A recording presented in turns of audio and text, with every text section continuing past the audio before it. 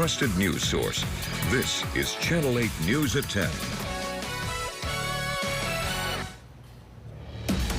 Developing now, the Secret Service shoots and kills a man who they say opened fire at the White House. Good evening, everyone. I'm Mackenzie Johnson. ABC's White House correspondent Selena Wang capturing the moment when dozens of gunshots rang out before running for cover. Behind me here, a live look at the White House tonight, where authorities say a man opened fire on officers. Officials now launching an investigation into the suspect and his motives. We know the president has been there all day negotiating a peace plan with Iran. Officials say he was not impacted by the situation. Let's hear now from Allison Kosick, who has the details from authorities. President Trump has said a deal is close, only for the two sides to remain far apart. This was the moment we were taping a story on the White House North Lawn when we heard what sounded like gunshots fired nearby. We immediately took cover and heard people yelling for us to sprint to the White House briefing room just steps away. We have to evacuate shooting. We have to evacuate shooting. We have to evacuate shooting. Our camera crew telling the network we needed to get inside. The Secret Service says shortly after 6 p.m., a person approached the checkpoint in the area of 17th Street and Pennsylvania Avenue, removed a weapon, and began firing at officers. Secret Service police officers returned fire, striking the suspect, who was taken to a local hospital where he later died. A bystander was also struck by gunfire. Law enforcement setting up a barricade around the area. No Secret Service members were injured during the shooting. President Trump was in the White House, and senior administration officials say he's fine. It's unclear what caused the shooting. Allison Kosick, ABC News, New York. When news breaks, the best place to hear about it first is on our Now Local News app. This story coming into our newsroom just after 5 o'clock, and within minutes, our team posting about it on the app. You can scan the QR code there on your screen to hear the updates as they come in. Well, the Husker softball team is heading to the Women's College World Series.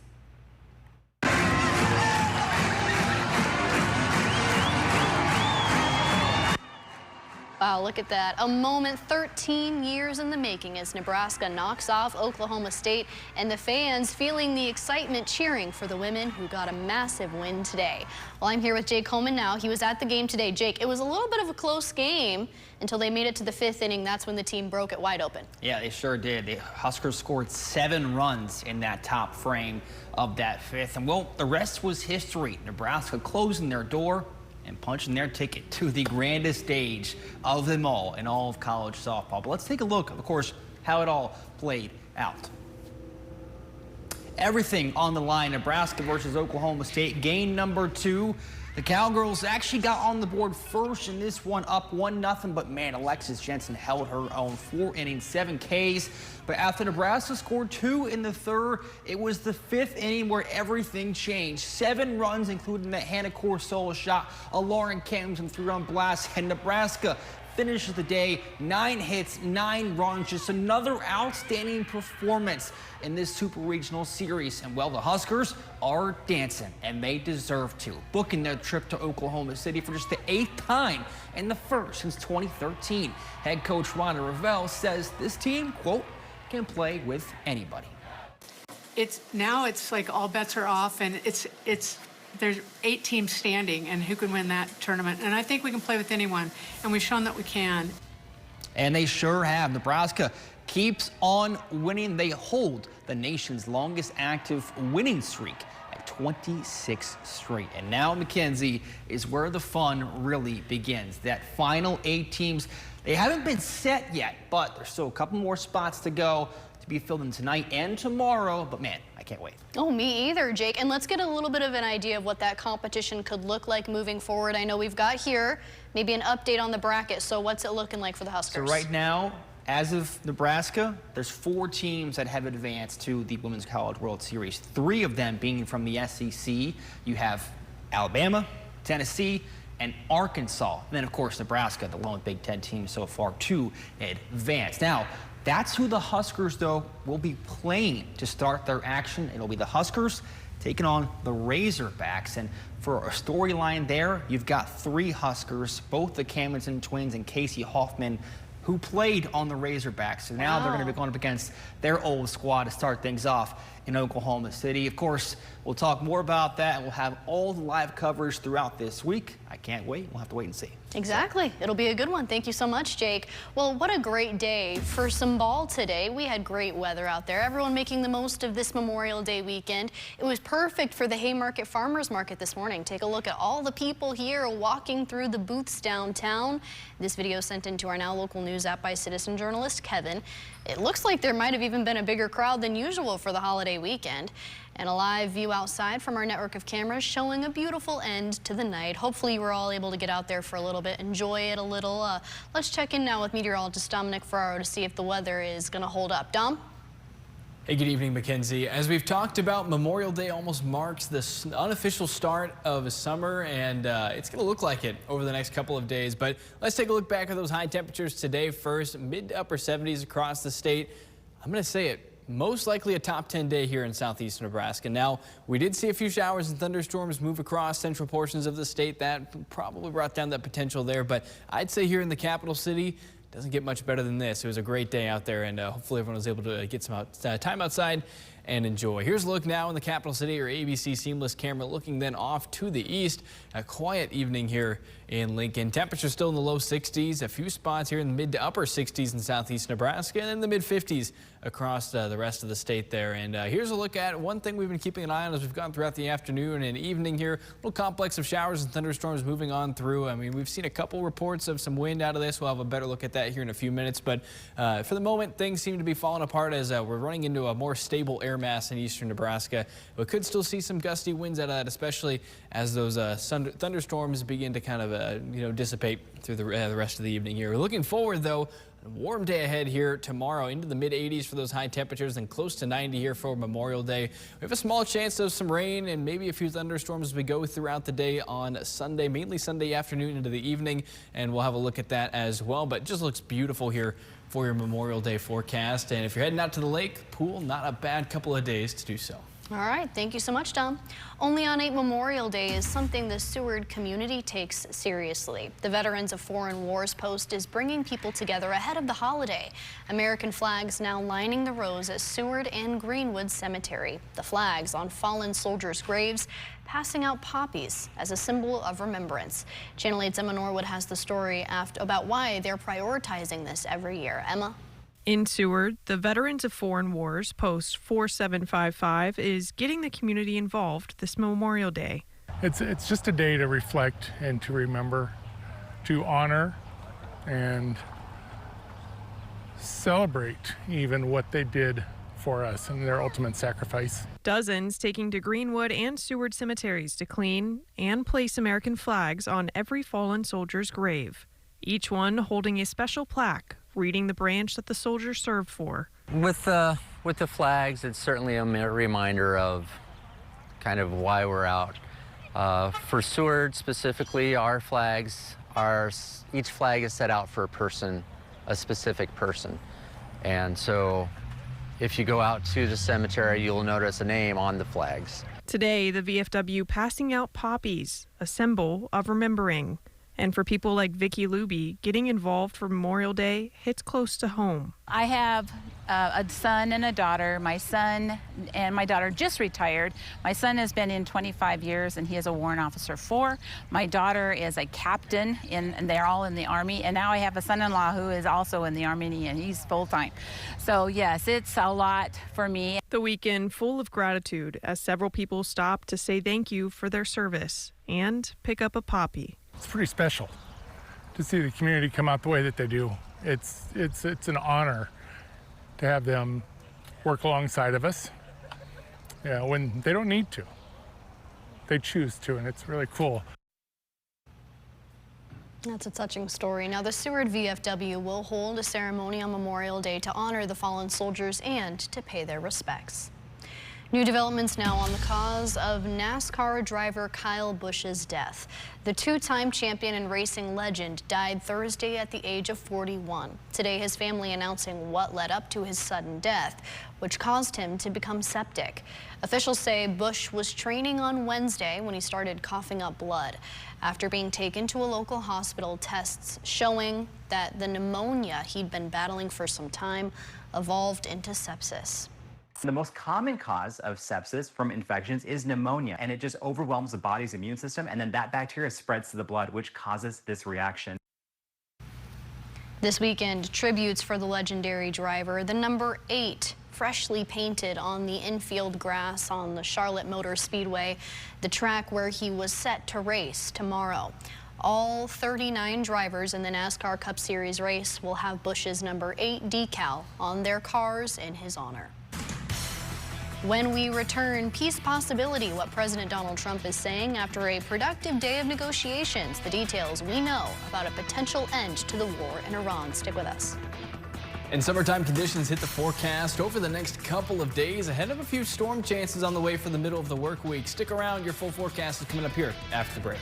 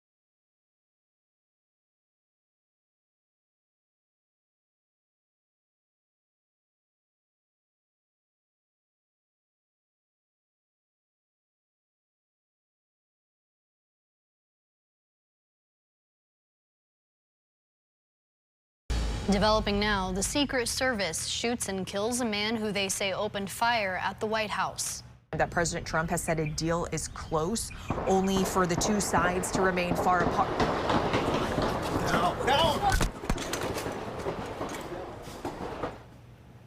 Selena Wang posting that video on social media tonight. The ABC White House correspondent was right outside of the White House when she reports hearing dozens of gunshots. You could see her then duck down. Officials say a man walked up to a checkpoint, pulling out a gun and opening fire. Secret Service agents returning fire and shooting back, hitting the suspect, who later died at a hospital. A bystander was also hit by the gunfire. None of the Secret Service agents were injured, and no word yet on the suspect's identity or potential motive. We'll bring you any new details to our Now Local News app as soon as we learn more. Well, the war in Iran could soon come to a close. We're now 85 days into the conflict, and today, President Donald Trump spending a majority of his time in the Oval Office talking with multiple world leaders. The president hinting that peace is possible between the two countries and a deal could be coming soon. Here's Trump's full post from this afternoon. He says, quote, "An agreement has been largely negotiated, subject to finalization." While the details of this deal aren't quite clear yet, the president saying one of the main elements is that the Strait of Hormuz will be reopened. Trump saying he will be releasing more information on the peace plan shortly. We'll let you know again on our Now Local News app when we hear more. Now, your Storm Alert Team forecast with meteorologist Dominic Ferraro.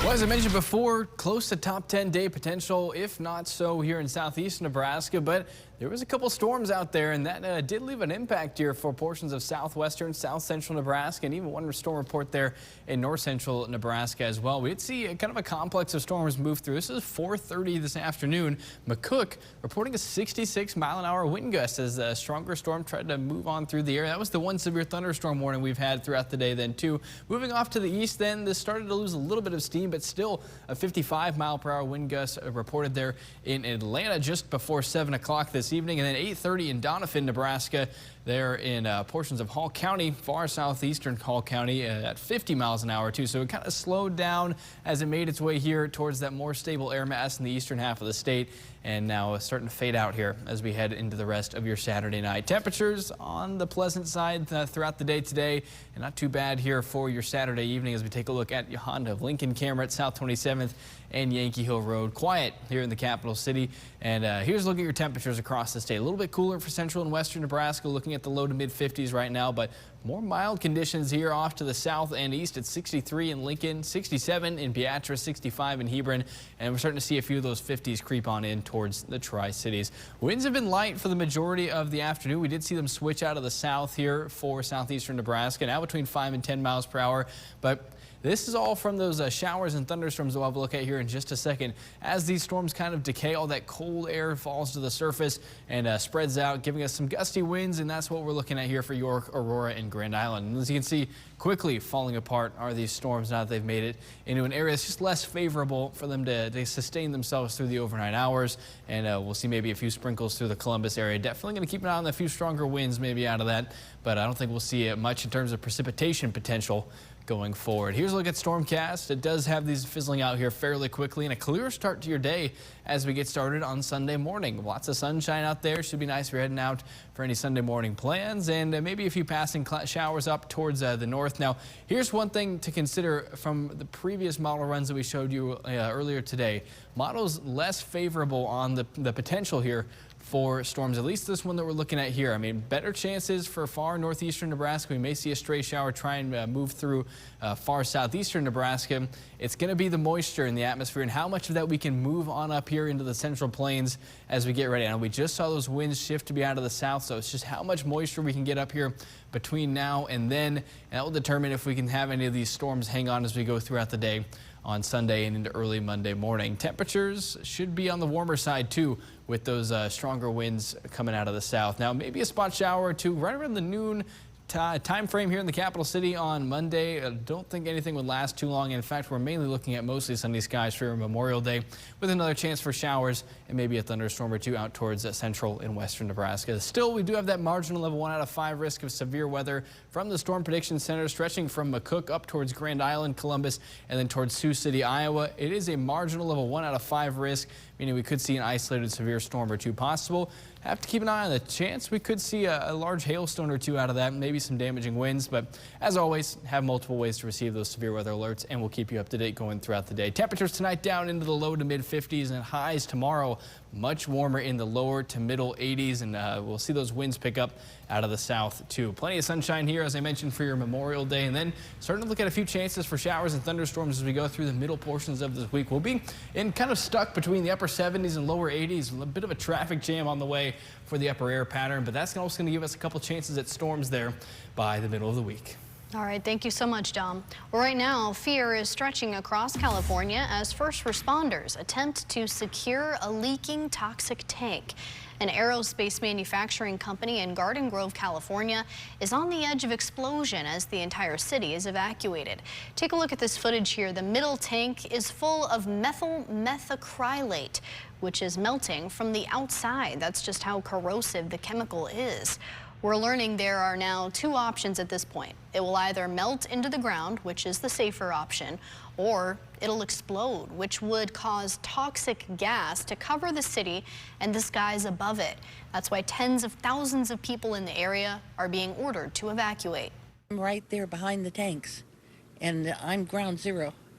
And it's like, I don't want to, at this point in my life, have to recreate my life versus recreate my home. What more can I do? I can't physically do and be scared and plan. But I'm just waiting it out like we all doing. But we're waiting out together, and everybody, we haven't had a riot. Nobody's fighting in there. We're all together just happy and trying to wait for the best. Officials are spraying water on the tank, trying to keep it cool. We'll keep you updated as that situation develops. Well, Husker history, Nebraska clinching a spot in the Women's College World Series tonight. Hear from the team when we come back.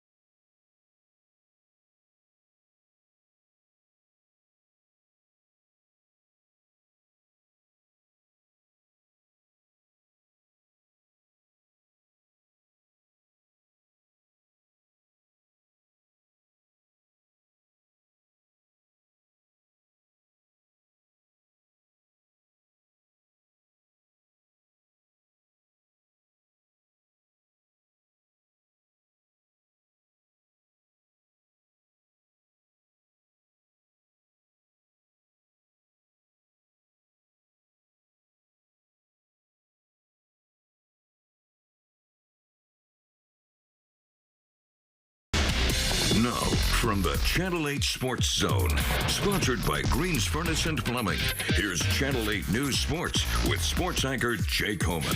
The Channel 8 News Sports Zone.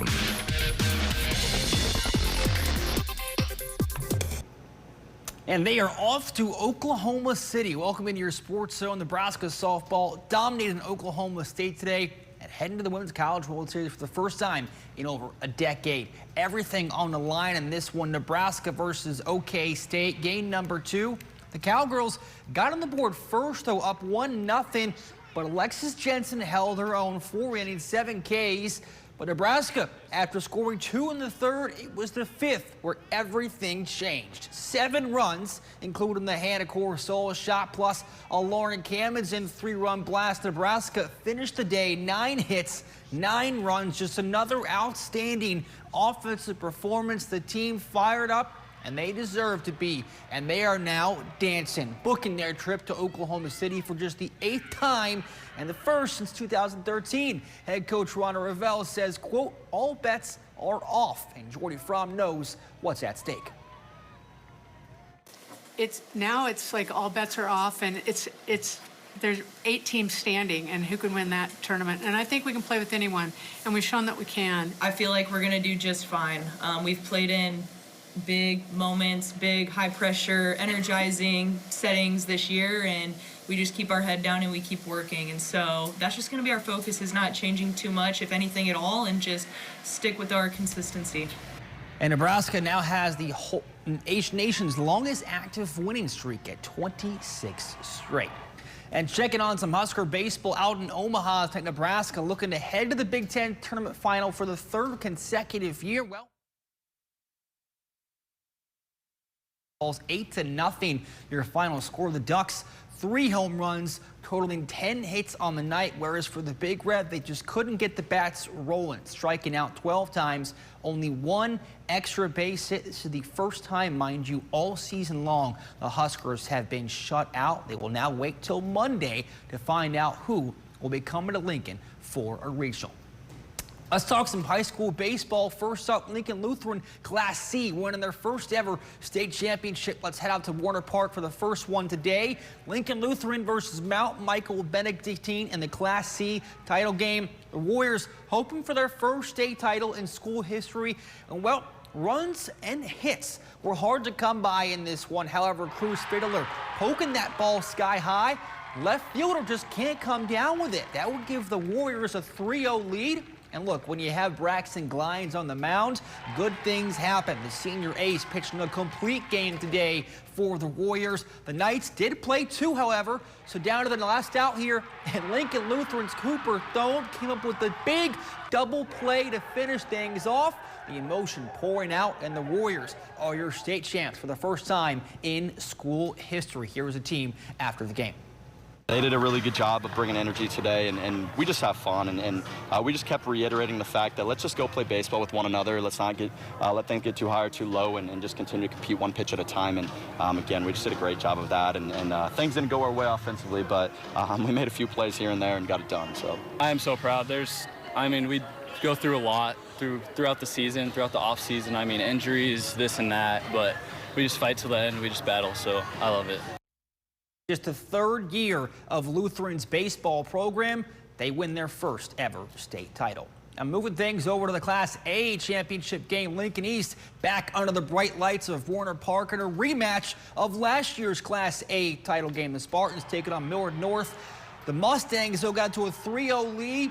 Bottom of the first, though, from the Spartans came alive. Bryson Rhodes roping one to center, not quite out of the park, but enough for a bases clearing triple. It was 4-3 Lincoln East, and this game was so good we had to play some extras, where Millard North just made a few more plays in the clutch. They hang on to claim the Class A title. 6-5 your final score in 8 innings. Just another great season, though, for Lincoln East. And that will do for your Sports Zone. I'll go ahead and send it back to you, Mackenzie. All right, thank you so much, Jake. Stick with us. We'll be right back after the break.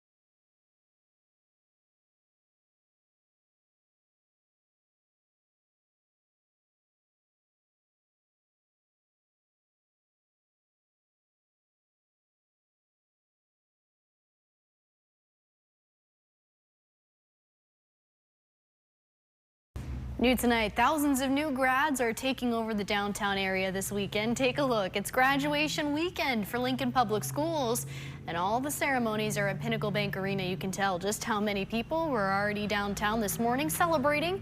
And this video sent to our Now Local News app. A big congrats to all the graduates and best of luck. Well, honestly, it's a perfect weekend for all those grad parties too. Oh, sure thing. Beautiful weather out there, maybe a little warm, but honestly, Memorial Day weekend, best to get out and enjoy the sun here. So hopefully everyone can do that, and then off to some storm chances as we head towards the middle of next week. All right, thank you so much, Dom, and thank you all for joining us. Have a great rest of your evening, and we'll see you right back here tomorrow. Plan your next game night out or celebrate any milestone with us, because happy hour is even happier when you're winning. Only at Warhorse Casino, minutes from downtown in Lincoln. Let your voice be heard by sharing your photos and videos to the Now Local News app. Earn points and redeem them for gift cards. Scan the QR code to join.